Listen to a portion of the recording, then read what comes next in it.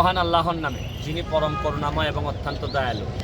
যারা ঢাকা শহরে বা যে কোনো জায়গায় ফ্ল্যাট কিনতে চান অথবা রিয়েল এস্টেটের কাছে আপনার জমি কি দিতে চান, বিল্ডিং বানানোর জন্য দিতে চান, তারা আজকে আমার এই ভিডিওটি দেখতে পারেন।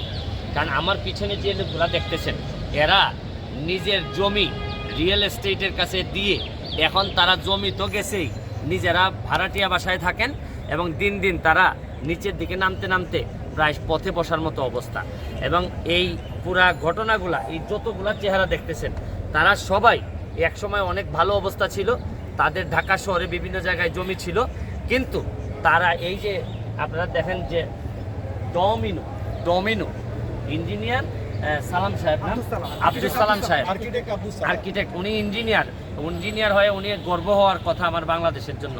কিন্তু উনি কি করছেন, উনি সারা এই ডমিনো নাম ধারণ করে রিয়েল এস্টেট কোম্পানি করে মোটামুটি বেশিরভাগ মানুষকে পথে বসাই দিয়েছেন। আবার ওনার ভাই কিন্তু আমাদের সংসদের একজন সংসদ সদস্য।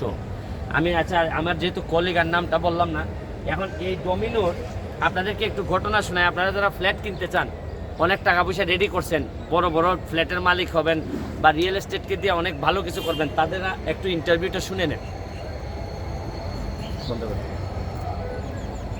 আজানটা পড়ে গেছে, আমার একটা টাইমে। আচ্ছা, আপনারা এই যে যারা আছেন, একজন একজন করে জিজ্ঞেস করি, আপনারা এই ডমিনোর কাছে জমি দিয়েছেন কত বছর আগে? আমার প্রায় 14-15 বছর হয়ে গেছে। কোনো কিছুই করে না? কোনো কিছুই করে নাই। আমাদের সাইনিং মানিটাও আমরা পাচ্ছি না ঠিক মতন।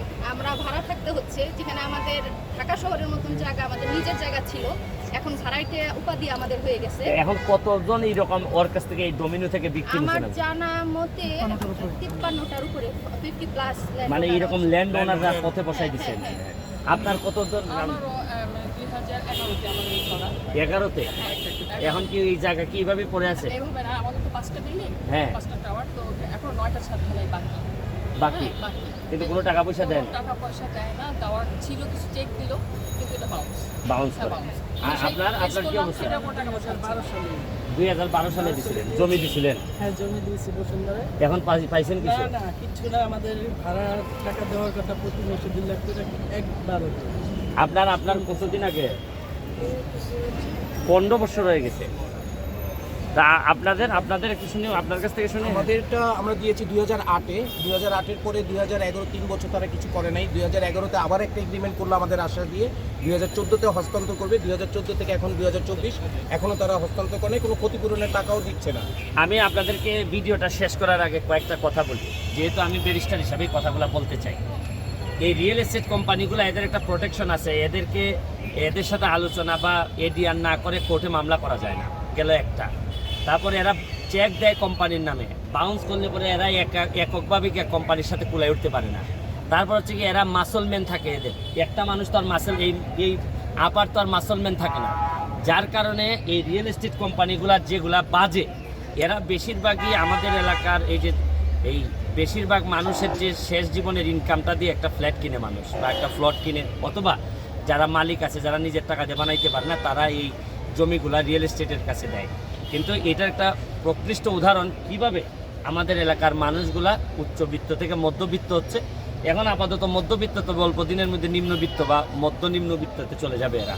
তা আমি সরকারের কাছে দাবি জানাবো, এবং আপনারা যারা ফ্ল্যাট কিনতেছেন বা যারা এই রিয়েল এস্টেটের কাছে দিচ্ছেন বিভিন্ন, তাদের ব্যাপারে খবর নেন। কারণ এদের চেহারাগুলো দেখে বুঝেন, যদি মনে হয় যে ভবিষ্যতে এইবার আইসা আবার সুপ্রিম কোর্টে এইভাবে দাঁড়াইতে চান, তাইলে না বুঝে দিয়ে দিন।